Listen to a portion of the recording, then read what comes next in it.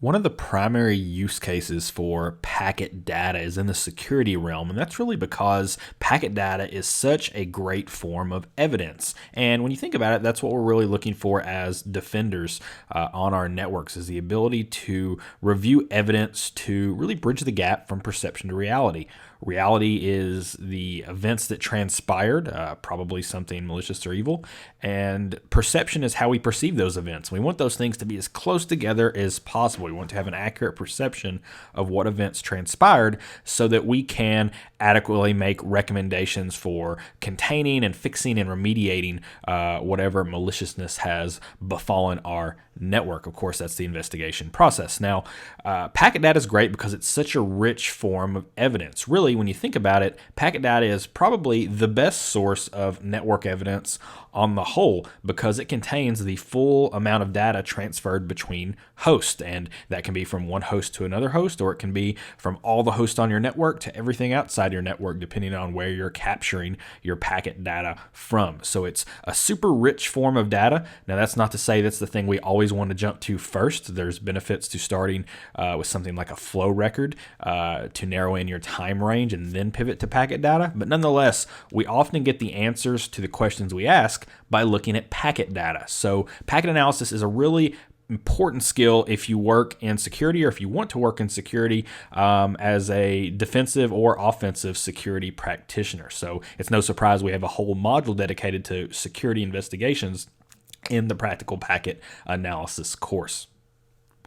In this module, we're going to cover what I think are some pretty interesting things. This is certainly one of the more interesting use cases for packet analysis when you can use it to find out if there's evil on your network. First of all, we're going to talk a little bit about the investigation process. We're actually going to do that in this video. I'm just going to describe how the investigation process works from a cognitive standpoint, so the underlying process you use, not necessarily tools and tactics and procedures, but more about how you think about investigations, and particularly where packet analysis fits into that process. We'll also talk about a lot of attacker techniques across the attack lifecycle. So I'll give a brief overview of that lifecycle in this video, and then as we move on, we'll go through a lot of different attack techniques that are really relevant as it relates to packet analysis and things that packet analysis can help us identify.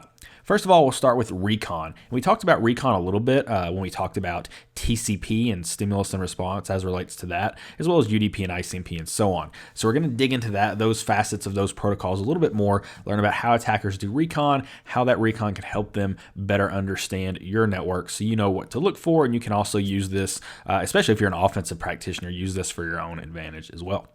From there, we'll talk about traffic manipulation. This is a specific type of attack wherein the flow of traffic is manipulated due to the ability of an attacker to intercept traffic. So I want you to show you what these look like from the attacker perspective, because these really show up well and are good use cases for packet analysis to be able to understand these specific attacks and learn how attackers can take what you would expect to be a normal process, a normal flow of traffic, and manipulate it for malicious purposes. From there, we'll finish up and turn to malware. Not all attacks involve malware, but many of them do, and malware often presents really neat and interesting artifacts that we can examine at the packet level. So we'll go through quite a few examples here. We'll go through some real-world exploits, some a bit older, but also some newer ones too. We're going to go look at a remote access Trojan that's being used for command and control and analyze that traffic and maybe even do some file carving from it. We're also going to look at an example of ransomware being spread through an exploit kit, which is a very common attack vector today. So we'll go through some of these. In most of these cases, I'll actually present these to you as a lab, so you can go through them on your own. We've really learned most of the skills you need to be able to do this already throughout the course if you've watched the other videos. So you're going to go through it on your own, answer some questions about it to see if you're able to find out everything there is to find out, and then I'll provide a video that shows my analysis of the packet capture file, so you can use that as a guide or use it to check yourself, or maybe learn just how I approach this packet capture and how it might be different from you did. So that's the process we're going to go through here. I think this is going to be a really fun module, and I really hope you enjoy it, whether a security practitioner or not. If you are, then all this may be a little bit familiar to you, and hopefully it'll strengthen your processes and techniques. If you're not and maybe interested in security, I certainly think everyone can get some benefit from this. I always say that most businesses are small businesses, and most security practitioners are actually network and systems admins who just have to do security as part of their job role. Maybe you're one of those people, and if so, I hope this gives you a better introduction to how you can use packet analysis for benefit in the security realm. Now, the investigation process is something we often think about in terms of tools. Maybe you use a SIM or an IDS or something like that, and those are important components of performing an investigation. But when I talk about the investigation process, I'm really talking about more of a universal process that we use cognitively speaking. So the actual mental processes we go through to further an investigation along. And I want to introduce that just a little bit here so you understand where packet analysis fits into this. After all, packet analysis is a useful tool, but it's only useful if you know when and how to use that tool. So in this case, the process is outlined on your screen. We really have 5 steps here. Most cases, an investigation begins with an observation, and that observation can come from anywhere. It can be from an intrusion detection system. It can be a user looking at something on their system and saying, oh, that looks weird, and calling you. It can be a third-party contact. The FBI may contact you about a potential investigation that needs to occur. Or it could be from some type of threat hunting activity. It really doesn't matter, but all investigations begin with some type of observation where you believe something anomalous may have occurred. From that observation, you go into this middle portion of the process where you begin to ask questions. And every investigation really begins with a series of questions. Those questions are often, at first, pretty broad. Did something bad happen? If so, how bad was it? But in order to answer those questions, you have to ask some more specific questions. So you're asking, where did this file come from? Is this IP address malicious? What happened on this system? What was transferred across the network? These are all questions that will lead you to conclusions in an investigation. Now, you would think that once you ask that question, you would go straight to finding an answer, and that's not really true. In most cases, we're humans. We have biases. We have past experiences. In most cases, when we ask a question, we lean towards a certain answer even before we fully research what the answer is. When we do that, we're generating a hypothesis. We're generating an educated guess about the answer of that question. Once that happens, we go and seek out an answer. And that answer seeking is where we go look at evidence. So we're looking at all kinds of evidence. That can be a memory image. It can be a disk image, event logs. It can also be, you guessed it, packet capture data. We seek answers by looking at evidence, and those answer our questions, and sometimes those answers beget more questions that further the investigation. This process in the middle of the diagram here repeats over and over again until we get to our conclusion that answers really the question of, did something bad happen, and if so, how bad was it? What you're looking at here is this process of closing the gap from perception to reality, and therefore furthering and completing the investigation process. Now, packet analysis really goes into this answer section, right? We're talking about when we look at for answers, we're looking for evidence, and packet data is evidence of network communication that happened between different hosts, either on our network or between our network and another network, and so on. So it's very important to understand where packet analysis fits in, and it fits in under this answer section. You ask questions, and those questions may often lead you to packet data to be able to answer them. And I will tell you, packet data can often answer a lot of questions on the network side. It won't answer all the questions, especially let's say if it's encrypted, and you're seeing more and more of that these days as packet data is able to answer fewer and fewer questions because more of it's encrypted, and if it's encrypted, you can't see the contents, and if you can't see the contents, you often can't answer the questions. So because of that, host-based investigation is becoming even more and more important, but nonetheless, people often ask me, Chris, would you rather have host data or network data in an investigation? And I say, yes, I want both of them. It's not a dichotomy. I need both of those things to effectively investigate what's going on.